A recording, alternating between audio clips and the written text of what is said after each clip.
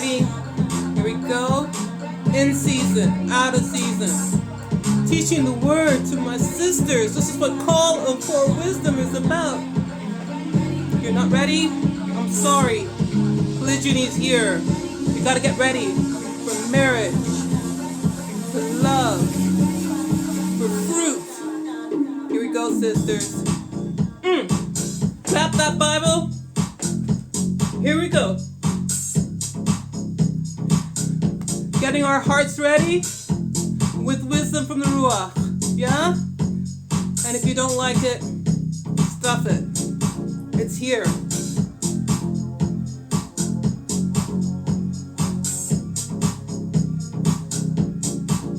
And I'm ready. I don't know about you, but I'm ready. And I got an urgent message on my heart from God. So here we go. Forgive me for my technical issues. I'm not so tech savvy, but you guys are still here. Welcome to Call for Wisdom. My name is Deborah. Today's little discussion, brainstorming with my brothers and sisters, but this message is for my sisters, is about our hypergamous nature as women, as sheep, and this thing called monogamy, that a box that is made by man that we are not fitting very well in. Not at all. So our hypergamy does not fit the monogamy, but polygyny fits it perfectly. We're going to talk about that. So welcome to Call for Wisdom, and let's have a sit down, sisters. This is going to be more of a relaxing, grab a cup of coffee, let's have a little chat. I'd love to hear your comments about it and your train of thoughts about it. So if you don't know what the term hypergamy is, hypergamy means in the psychological evolutionary terms that they like to use online, basically it means a woman's innate desire to seek a mate that is stronger than her, that is higher in status than her, and simply more economically stable than her. That's what they say. Now we're going to go deeper into this discussion. I will go deeper. So in the world, on the internet, you'll hear about people complaining how women have extreme standards. And I've mentioned that too. So I'm not contradicting the fact that we have extreme standards. And some of us delusional standards, right? Because we've forgotten our own value. But we cannot change our own nature. And it's not a shameful thing that the Most High has made us women hypergamous. It's not bad. Not bad at all. Because guess what? We are the weaker vessel. According to the Bible, we are weaker.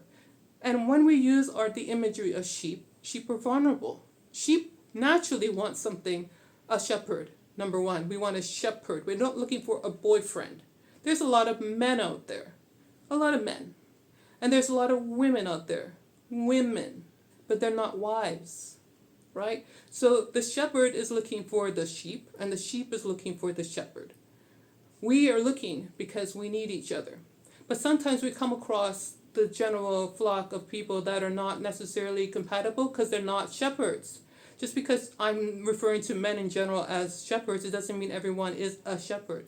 And when I'm talking about shepherds, I mean a man who desires to have a family, who wants to biologically reproduce himself in you, spread his seeds in your farm. A shepherd. Somebody that we are going to discuss further in. And you as a wife, if you're looking to be a wife, you should already be a wife. Not a girlfriend. Not a friends with benefits, not a hookup chick, not just a little pretty thing on the shelf. A wife has purpose, and we can go into that deeper later. So a shepherd is looking for somebody to take into his household, a wife that will benefit his household in general, right? But the problem I'm having in this discussion right now is that online there's a lot of talk.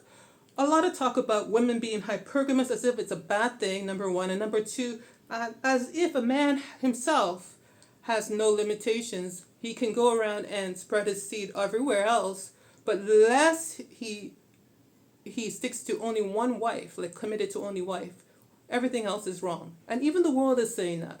We got to push this monogamy only. You've only got one spot in your field for anybody. You've only got one spot on your boat captains for a crewman. And if you're thinking the analogy like a job opening, the man has an empire, but he can only hire one employee. One crew member, one employee, there's only one opening there. And so this man now, with all the seed to spread, I mean, he can fertilize a whole lot of crop. He has to choose only one field to do so in, one crewman to invest in only, and God forbid if she's barren, he's stuck, or he has to divorce her, or he has to go and get expensive IVF treatments over there. Monogamy only has so many limitations. But the one I'm going to really stick to right now is that it is suppressing our natural nature as females as being hypergamous.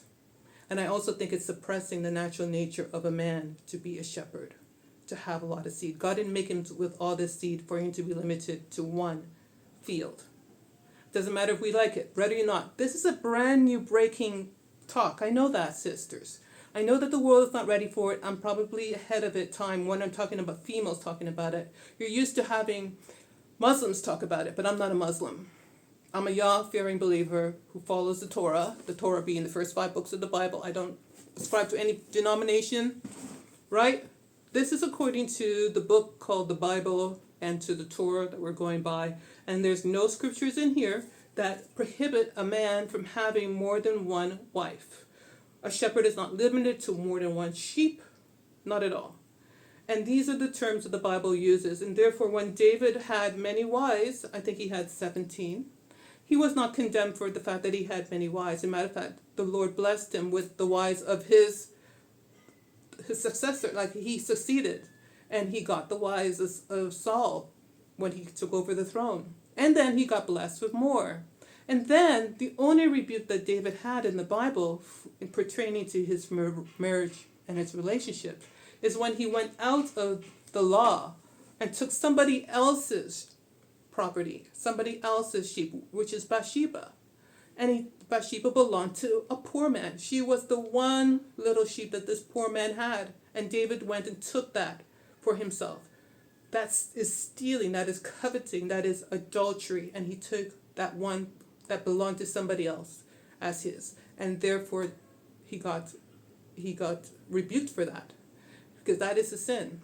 So the status of a woman, let's repeat it again, the status of a woman determines whether or not it is adultery we're talking about, okay? Otherwise, a man is allowed to have as many sheep that is available that he can sustain, and that is his business, as long as that woman does not belong to any other shepherd, any other man. Also to note in our little conversations that we're having, and you're grabbing a cup of coffee or tea or sitting, because I'm going to just have a little chat. I don't want to feel rushed here, okay? But also, if you notice, you pick up your Bible, you'll never see the term monogamy in the Bible. Neither will you see the term polygyny, because this is irrelevant. The fact is these are the terms that we've used in our modern society to try to explain things that we have to confine and then regulate and put laws on. But that is not so. Marriage was a man taking a woman. Simple. There's actually no word in the Bible for wife. It's just a woman. A man finds a woman, takes the woman, brings her home. Simple. A shepherd wanders into the field, finds a beautiful sheep, takes the sheep, brings her home. That is the process of marriage. Has sex with her, bears fruits with her, voila. No fancy business needed, no ceremony needed. We can have one. Obviously, there was a lot of celebration, lots of rejoicing. And if this particular woman belonged to our father's house, then it was expected that to show respect and appreciation for the value of her virginity, that the husband, shepherd, would pay the father and pay her a price for that, a dowry for that, okay? A bride price for that. But that was, we say, in the past, Deborah. I know, we're talking about the past. But sisters, ready or not, it's right back to it. We're come full square.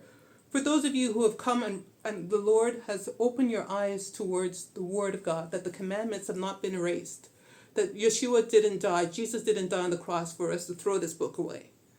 It still stands. A king still has laws, and the book is still relevant. And these rules and regulations and these practices are not outdated. Actually, they're perfect for today, to the T. Hypergamy that we are feeling right now is because we need polygyny. The majority of us women have these expectations in our head for a good shepherd. We grew up with these things. Some of them are manipulated by fantasies of the internet and of the books that we're reading and all that stuff. But really, in our hearts, we are always going to desire 10 things out of a man, out of a shepherd. Okay, so I'm going to talk about the top 10. But before we do that, I felt led by the Most High for me to just open this little chat with you by reading scriptures. And so let me grab my glasses. Can you pull out your Bibles? Can you turn to Jeremiah 7? Jeremiah 7, verse 22. Just taking it easy and reading that. It's just a word that I got from the Most High to read, to encourage myself as well. Okay? Verse 22. Thus says the Lord. That's Jeremiah.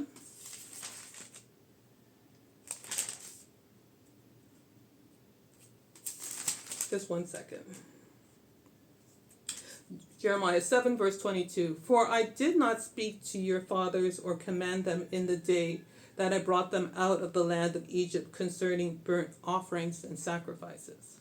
But this is what I commanded them, saying, Obey my voice, and I will be your God, and you will be my people. And you will walk in all the way which I command you, that it will be well with you, my sisters. Walk in all his commandments.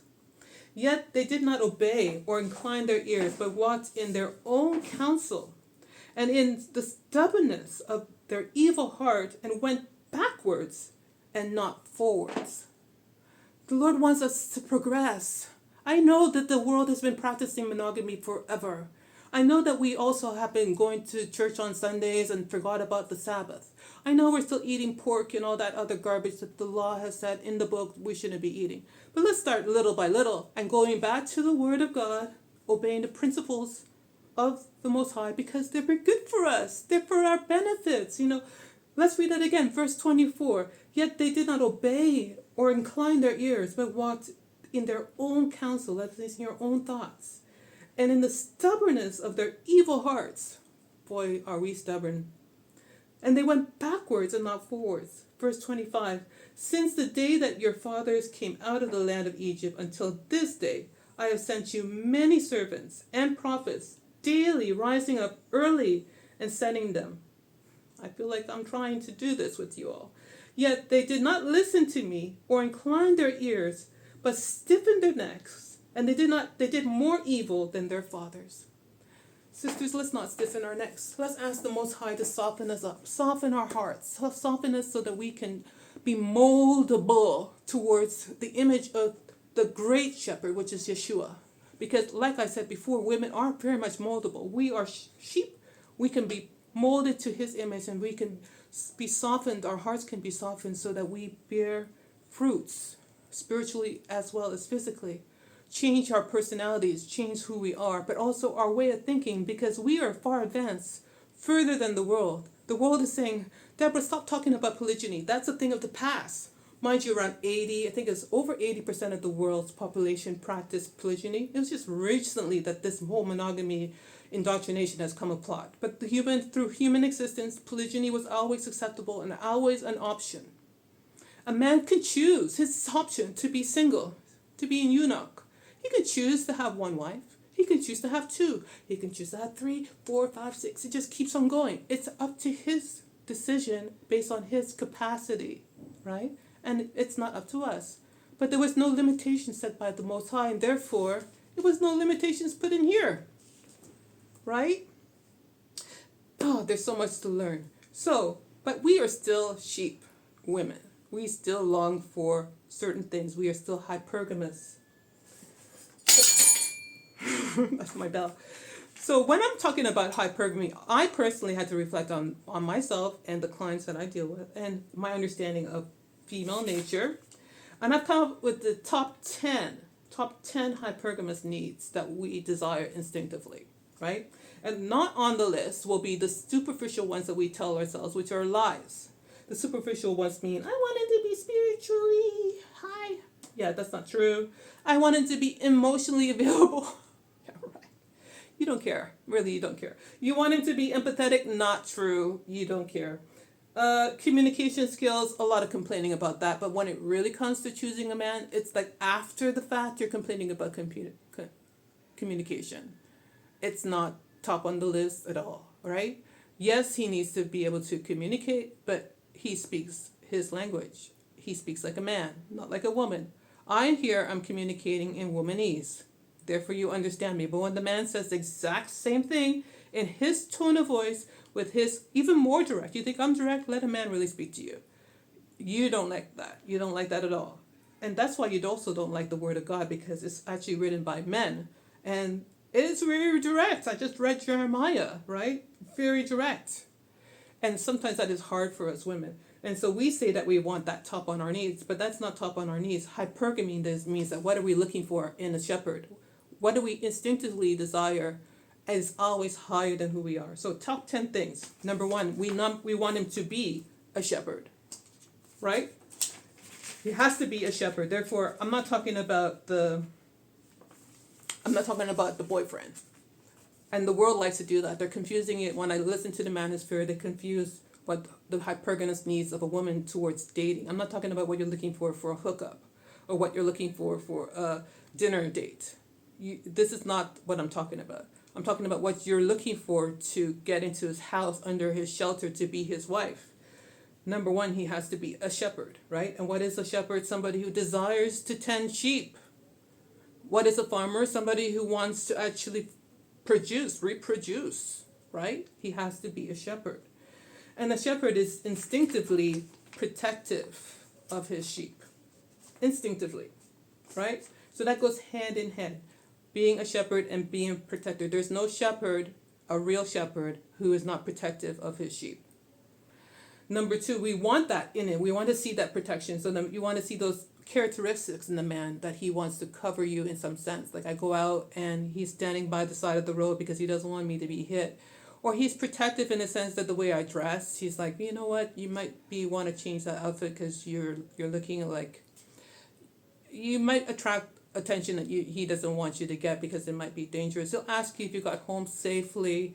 He would like you to put away your guy friends because he doesn't want other men to approach you, because he's protective of you as his sheep, right? And that protective nature of a man, we desire it. We look for it. And how do I know we look for it? Because we also want a man that is stronger than us. Taller, bigger, stronger.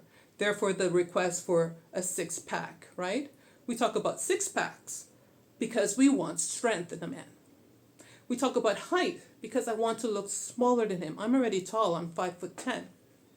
I'm looking, and sometimes it's difficult for women that are so tall to respect a man that is shorter. Sometimes, I'm not saying it's me, but it's just sometimes harder because we want to look small because we feel like the man can protect us. But if I am bigger than the man, then I don't feel like he can protect me, right? And that's also the weight requirements of a woman, to be also not bigger than the man that you're looking for. And the men don't want you bigger either, sis. But, okay, stronger. Number 3, we want him to be wealthier, provider, right? We desire somebody that is financially better off economically. It's harder for women who are also making a lot of money, but the majority of us sisters that I'm talking to, you're not making a lot of money. So let's just be realistic. You're already struggling to pay the bills, to feed your children, to take care of yourself. A lot of you are also not even saved for the future, for retirement. And we're looking for somebody to partner with so that we have more financial security in case we get sick, in case we bear children. Because when we bear children, we can't work. And if we can't work, we need him to help supply us as well as the children, right? So in our instinct, we are going to look up for somebody who's higher in financial status as us. That is hypergamy. Also powerful in sense that he has a sense of authority over us. He has to have that dominancy. The same thing that you were complaining about, that, oh, men are domineering. Of course they're domineering. This is what we want. Let's just be honest. If a man was not more stronger and more authoritarian over us, you would not respect him. The reason why you respect the policeman when he walks in and he tells you, ma'am, pull over, is that he has a sense of authority over him, right? Given to him, yes, by the government, but even then, it's a male policeman, and it's kind of harder, you notice, when you see a female police officer coming around. She has to really show her status as a police with her badge and all, because the whole spirit, the whole energy behind her is not backed up by the way she looks. And so the strength, the authority, the dominancy of the man, we actually want that.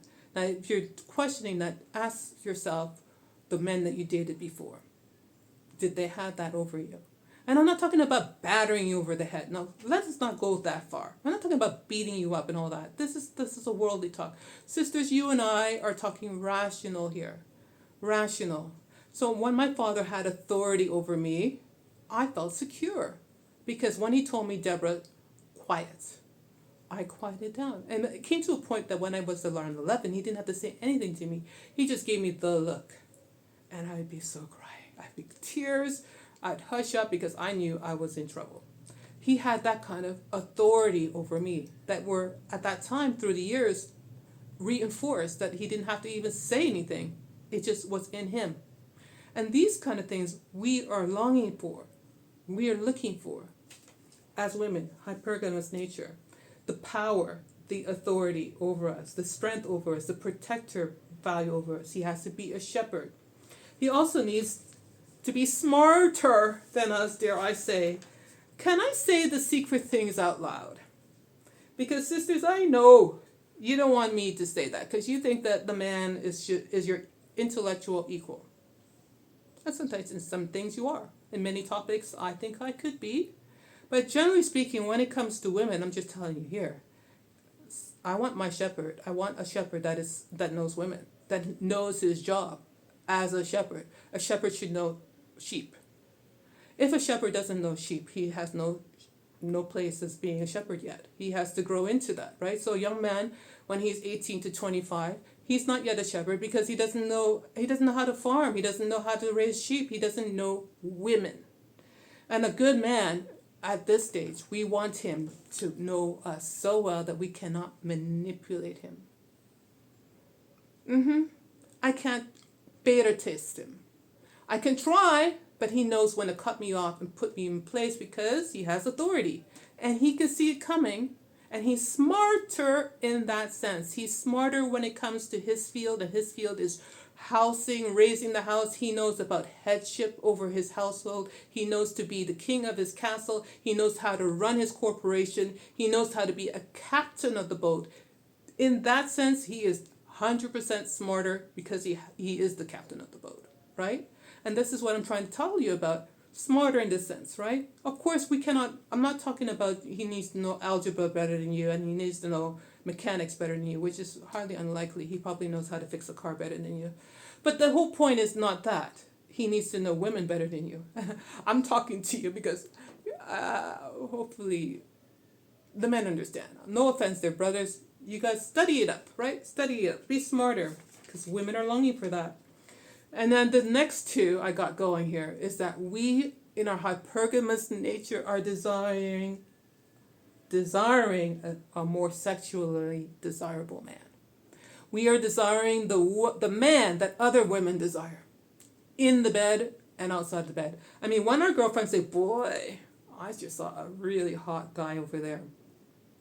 You notice that automatically makes him go up higher in status in our mind. The sexual gaze of other women, the gaze of other women in general, the mere fact that other women want him, other sheep long for him, that brings up our hypergamy. I mean, we long to be reassured that it's a good shepherd. And we know so because we see other women want him too. Now, if nobody wants him, that doesn't really encourage me. Like, really. If I'm the only one in line to get with him, then I kind of wonder why. And I want the one that everybody else wants. I want the one that everybody's trying to get. I want to go onto that boat. I want to be that man's in that household, right? And that is our natural desire. And we seek it through the eyes and gaze of our sisters. This is naturally in us as hypergamous women to desire what other women desire. We follow sheep. We do. And that's why the media has been playing over our heads because they're trying to program us what we should desire. So as little sheep in our minds, when we see, they're putting towards all these romantic movies and stuff, they're telling us oh, all of you women here, this is the traits that you should desire in a man. And this is the traits of a great man. And look, a high status man. And because all the other women are gooing and gagging about that, typing that on social media, we get reassured that, oh, these are the qualifications that I should want because everybody else wants this superstar, movie star, football player kind of guy, right? And so it has changed us in our hypergamy nature has been molding in different ways in the modern times because of the influence of social media and media in general and romantic books in general. But we also desire him spiritually to be higher than us. And this one is for the Yah-fearing sisters I'm talking about. I know that it's harder for other cultures to understand if you're not Hebrew in your faith. But you can get this part. Men are made to reproduce, not just biologically reproduce, but spiritually reproduce. So who they are as men can be reflected in their family. Let me say that again. Reproducible, right? Just like we look at Yeshua and he tells us to become like him. We want to be like him. He's the great shepherd. We see his characteristics and we want it as well. It's the same thing. I want to look at my husband and say, wow, I want to be like him. And that's not blasphemy, sisters. That is not blasphemy. To long to spiritually be like the man that you are married to, like your shepherd, in the good ways and his good status. And that's why he has a lot of responsibility on him as a shepherd, because he is the example for the household. If he is a patient man and an honest man and a loving man and a fair man, all these personality traits I will eventually mold to. Put a halt on this conversation. Let's rehearse. Remember the last one I had? Just the last one we had about the women's nature? I talked about 4 things that we women have to know when we enter into the promised land, enter into this land of 40 and above, right? There's 4 things that we have to master as knowing. So this is going to help you understand what I'm talking about hypergamy, okay? So the first 4 things was that we were breakable, we are bangable, we are moldable, and we are refinable. Remember that? Breakable, bangable, moldable, refinable. Guess what? Hypergamy. It's because we are breakable. We need stronger men. We need a protector. We need a shepherd. We are bangable. We need somebody to put a field, a gate, a confine around us to protect us from being banged by other men. The only person that's been banging us should be our shepherd. In there. What I mean by bang is like sexually bang, but I hope you guys understand. You're grown people here. So because we have that in us, we also looking for a man that is spiritually going to help us to mold into the shape of also being in his reflection. Moldable, I mean, is that we can conform to the reflection of our husbands, the characteristics of our husbands, especially when we are actually physically having sex with them and his sperms being implanted on me in a regular basis. I'm going to change as a woman, like it or not. And this is another discussion we're going to have down the road, so keep on watching Call for Wisdom. So the moldable part is there. Since I'm like clay and moldable, I have to now pick a shepherd that I want to reflect. I want him to change me and help me mold into an image that is more representative of him, and because he's also reflecting that of the one above him, which is the Messiah, right? Okay, the Most High, Yeshua, the Messiah, Jesus, our husbands, and us. That is the order of things, and then the children. And we are all reflecting the head above us. Just like Yeshua, Jesus reflects the Most High. He is the Son of God. His servants, the people that he put in charge of his kingdom are our husbands, and they reflect who he is. And we should be reflecting our own, how dare I say, husbands, masters, shepherds. I know they're all trigger words. You'll get used to them. They're not bad words. Modern society will tell you these are bad words. They're telling you that these are demeaning because somehow you are equal to a man, and you are not, my sisters. You are not. You are a woman, proudly a woman, and I am so proud to be one. And therefore, I want to choose a man that other women sexually desire. He's hot. He is. But also other women spiritually desire because they see the characteristics in him, and I can also see it too. And I don't mind being somewhat like him. I don't mind people saying, "Oh, you know what? You remind me of your husband." Just like when I was underneath my shelter of my father, who was also a minister. That's probably why I like to counsel and talk a little bit. But I'm talking to you sisters, not to you brothers. But I'm like my father in a lot of ways. Sometimes my sense of humor is nerdy and quirky. That's my dad. That's who I am. And when you have children for this shepherd, you're going to be looking at them saying, "Boy, you're just like your father." But isn't it an honor, women, that we too are moldable, and some people are going to look at your family as a whole and say, "Boy, you guys are a team. You guys are just, you all reflect each other in different ways, in a good way." And so we're looking in our hypergamous nature for that spiritual reflection. And we want to like what we see because it's important to us. We know instinctively that we are going to become this way, right? Okay, and then moving on. So those are the 10. I'll go through them later, but those are the 10 hypergamous needs. So stronger, protector, shepherd, provider, powerful. He has authority. He's smarter. He has sexual desirability. He is moldable. We want to be molded in his image, right? He has authority over us. He provides a stable shelter. That's one of the last things. We're looking for a man with stability. He has to have a good job, but also a stable job, right? He has to have a destination, a plan. Like I said before, if you've referred to marriage and a man as a captain, the first thing you need to know before you hop on the ship is whether or not that man is on his mission. Has he sought the Lord, and he has a clear understanding of his headship, and he knows where he's going and where he fits in the kingdom. He knows his mission in life. He knows his passion in life, and he's already on it. And what makes it easier for me as a woman with my hypergamous needs is that I know where I fit in, because I need to have a purpose as well, and my purpose is to help.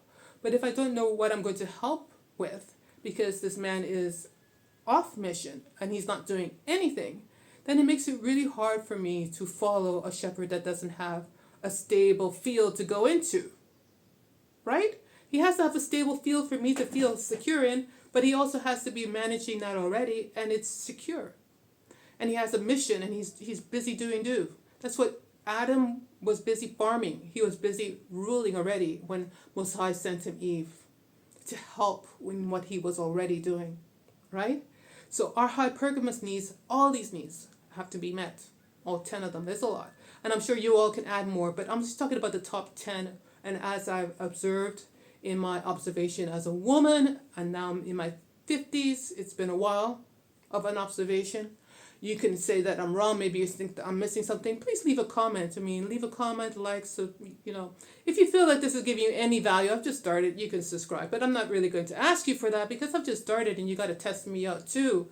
But if you're still listening, here we go. So the whole conversation I'm having today is whether or not with you sisters, does monogamy meet our hypergamous needs, or does polygyny meet our hypergamous needs? And I think polygyny, that means one man with many wives, the nature of a man having more sheep, meets my hypergamous needs better. It meets who I am as a woman better. Dare I say, it is made perfect to the T for me. Perfect. And the world is telling you otherwise. And the world has conditioned us to not understand this and think it is outdated when it's exactly what we need, exactly what's prophesied in Isaiah chapter 4, verse 1. Exactly to the T. Modern women, we need it. So Isaiah chapter 4, verse 1, I've had it in many of my shorts. I'm sure you all who followed have listened. But basically Isaiah, the prophet, is prophesying that in the last days, we women will be so desperate that 7 of us will get together and grab one man and say, "Please, please, please, we want your names and we want your babies. Just take away our reproach. We will take care of ourselves financially. We will feed ourselves. We will clothe ourselves. We're good, we're good, we're good. Don't worry about that. You don't have the money, don't worry about that. Just let us have your name." And what does it mean, let us have your name? Well, I think that obviously is referring to marriage, like cover me with your protection, because when I'm in your house, I'm now under the house of Abraham, house of Judah. It is important to have a team. Join the team, sisters. Don't be out there straying. Get hired, get in the boat. You want to be covered by a name, because it's a patriotic society here that the Lord has made. There's a kingdom. There's tribes. One of us, we fit into some tribe. There's 12 gates into the kingdom, with every name of every tribe in there. And we belong to a tribe. We belong to a shepherd. We belong into his fold, and he has a name. Now, whose name it is, I don't know. God knows whose name it is for you. But you want to be covered. And so when you are identified, you're identified as Miss So-and-so, Ma So-and-so. In the Caribbean, where I'm from, the women, no matter what, are in the older generations, were always referred to by their husband's name as Ma So-and-so. So it's Ma Samuel. It's usually their first name, and saying that you belong to this man. This is how they would say it. And when somebody heard your name, they know, okay, you're taken, number one, so she's off the market. Less chances of being adulterous. They didn't have to have any rings. It's just the fact that you had the name. The name meant that you belonged to this shepherd.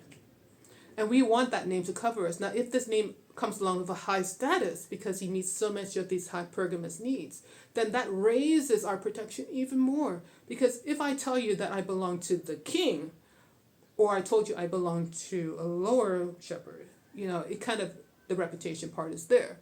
However, we needed to be covered somehow. And the name was important. And we biologically cannot have children without a shepherd. I know we're trying to defile nature and trying to do it through other means, the turkey baster methods and the hookup culture methods. It's not working. And those of you who have lived the past and have bear fruits of that know that it's not the ideal.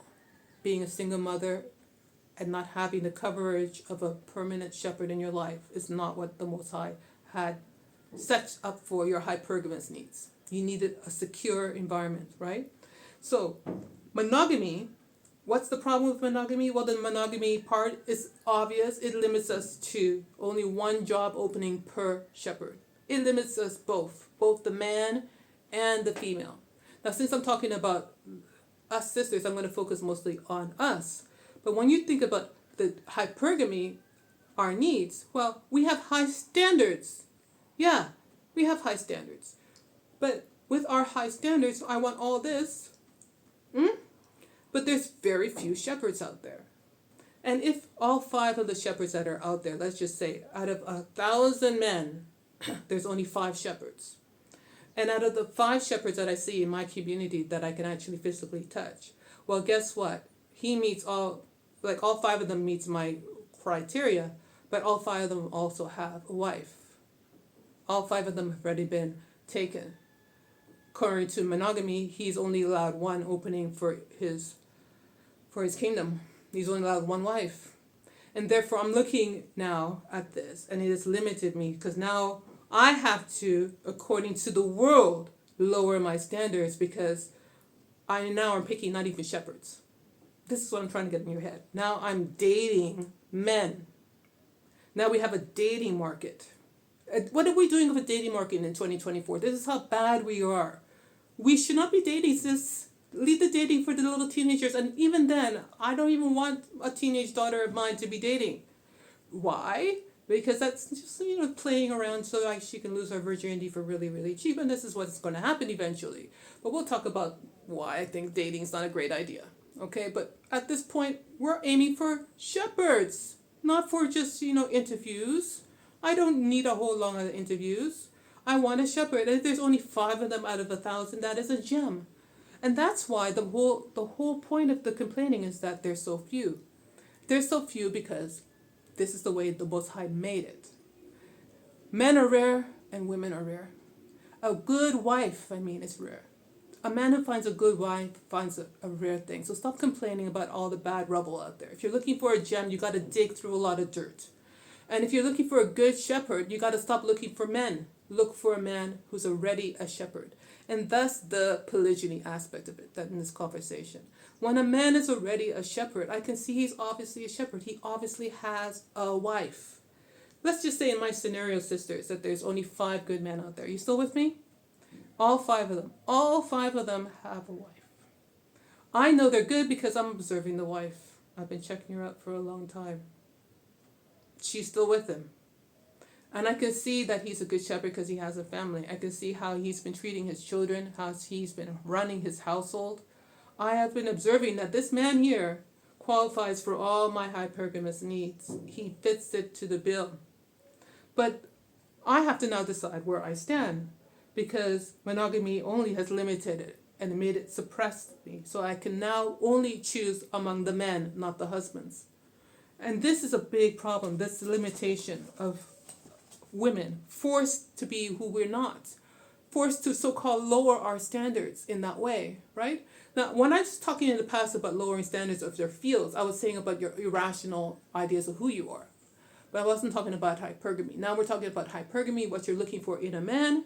I'm not saying that you should lower your standards of what you need in a man. You need what you need in a man. But don't limit yourself to the fact that he is married.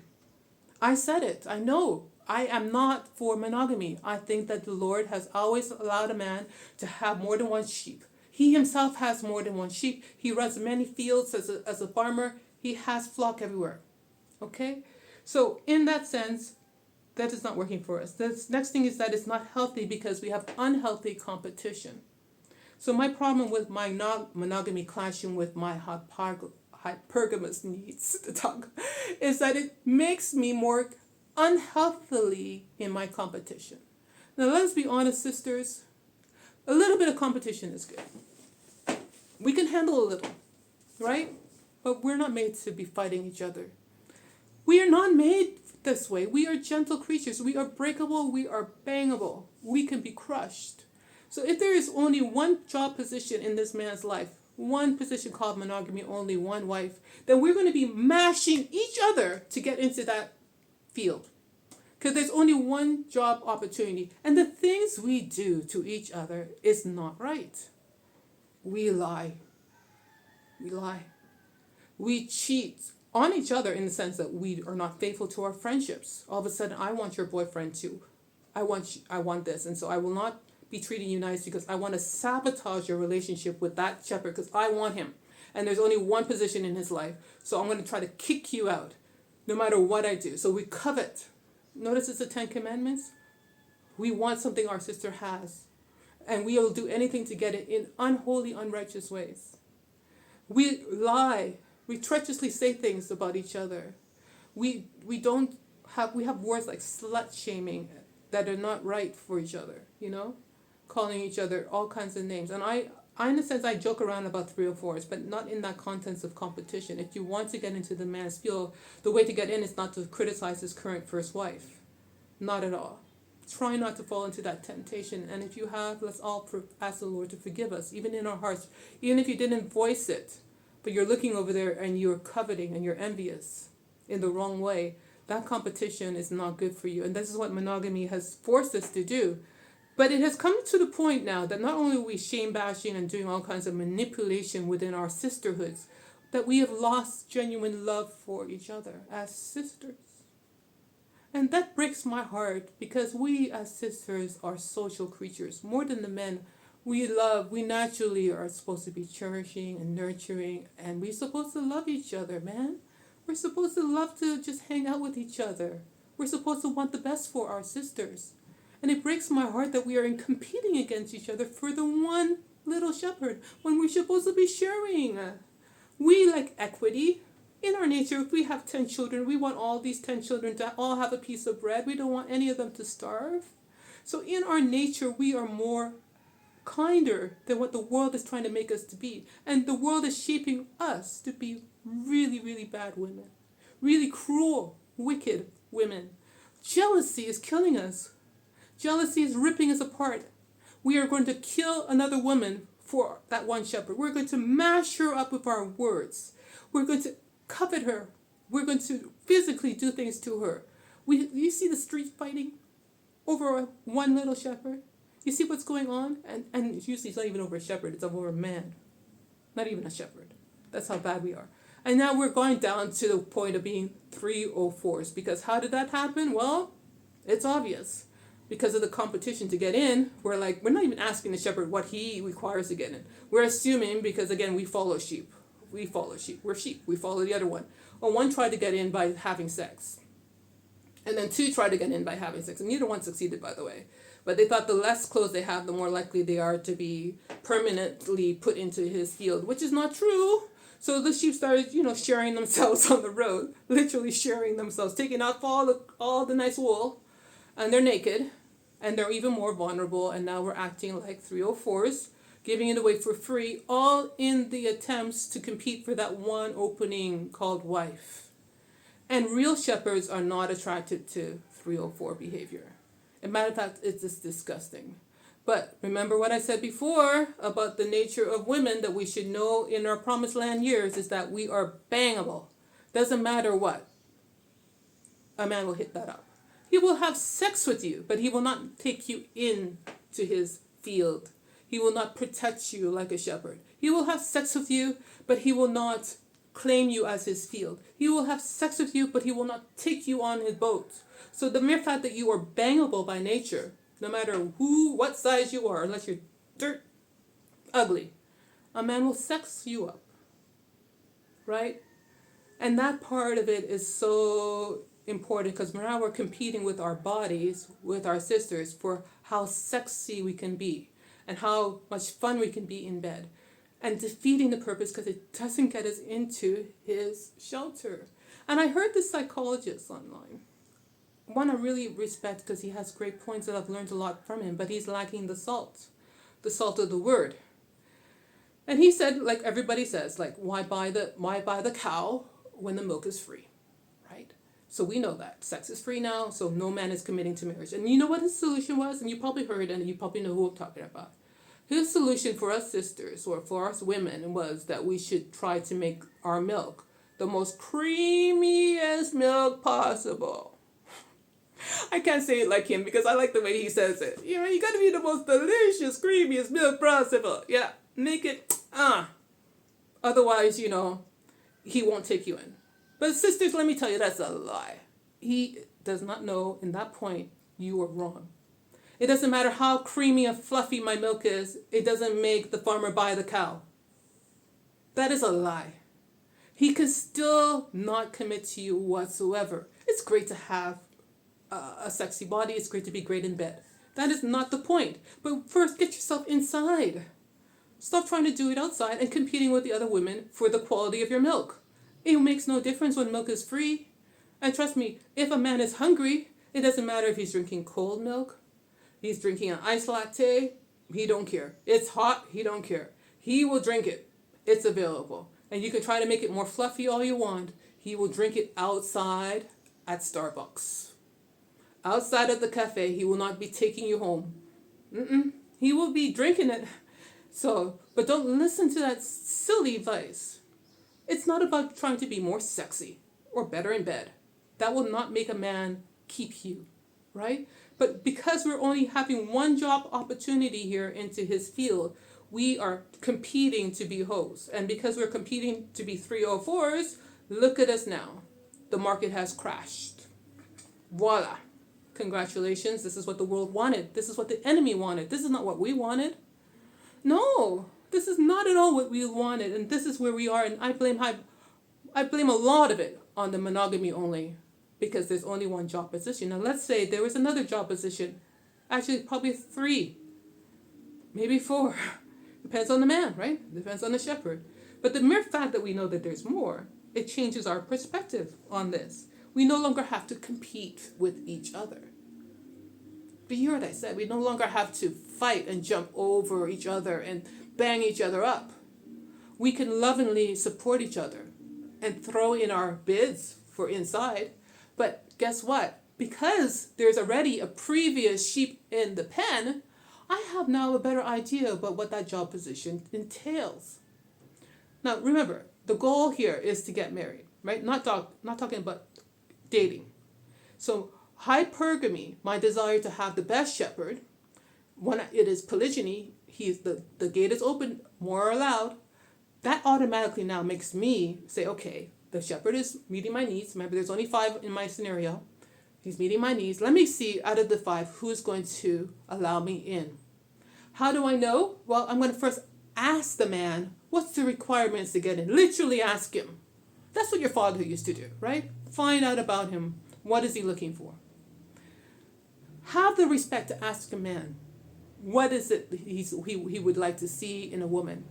Now, if you're already dating him and he has not taken you in, it's probably because you've already failed that test and you're already outside, sisters, and you're going to always be outside. And that's the honest truth. He just is going to continue using you because you're allowed to be bangable. That's what women are, but he will not take you in. And if you keep on asking me, calling me up saying, I've been dating for 10, 15 years and he still hasn't taken me in as his wife, number one question I always ask is, have you asked him what the qualifications were and why have I not met it yet? Because it's possible that you have not met it. Matter of fact, maybe day 2, you already failed that test. He knew that, but he didn't want to tell you that because that means that, he'd be tapping out of the source. But that's another conversation. The whole point is that ask the man what's the qualifications. Number 2, observe the qualifications for the job. It's just like any job. I see a great job. I know that I have somewhat of a qualification for the entry into it. I mean, we're talking about entry qualifications. If I want to be a top manager of a bank, let's call it that, and the requirements that I asked the firm for, what's the requirements? They say, well, Deborah, you need to have a master's in finance. You should have some sort of financial experience. You should be good with the clientele in this field. They give you a whole bunch of requirements, right? Well, I know the entry requirements, the standards ones I know. But I also want to look at the corporation I'm trying to get into and ask the employees, what's it like working for this corporation? And for this position, the last person, what did they do? Like, you do your homework. And that's what makes it easier in polygyny, is that literally I can do my homework. I can do my own investigation. I can quietly observe the wives, the children, and the way he runs his household. And I can know whether or not I even qualify. Because let's say the man already is into having more than one wife. And I see wife number 1 and wife number 2 are not fat and overweight. They actually are very kind and respectable. They actually they take great care of their children. They actually also working in his company, and they got great family dynamics. That automatically now I can see myself fitting into there or not fitting into there. And I'll go moving on to the next shepherd and seeing if I would more suit there, because I can observe him even better than I could try to do on a dating app. Because he's already in action. He's already in mission, on mission. So monogamy limits me because now I'm kind of like gambling. I'm investing in something that I'm not quite sure of because there's never been anybody else in that position, right? And I'm not talking about the divorce ones, because the divorce shepherds are usually because the sheep jumped up, the wife divorced. 80% of divorces are made by the wife, right? 80%. So that's a kind of hard one to judge because her perspective has probably been screwed already. And we can talk about that later, but that's not the point. If the wife is currently in his life, that's a great thing. It's a benefit to me. Therefore, polygyny has met my hypergamy needs because it has allowed me to openly, without any shame, investigate if whether or not the man meets my needs, and I can see where I fit in, making the application for the job a lot easier. Now, sisters, I've been talking to you for a whole hour before I continue, which I will have to continue this whole conversation tomorrow. Hachua. It's been a great time. Let's catch up later. And please leave a like and a comment if you feel like you have any more questions about what I just talked about. But moving forward, the next episode, we're going to continue why polygyny and hypergamy, the debate is there, but really how hypergamy needs of a woman naturally, instinctively are met through polygyny, and how we have to embrace it for that number one reason. Take care.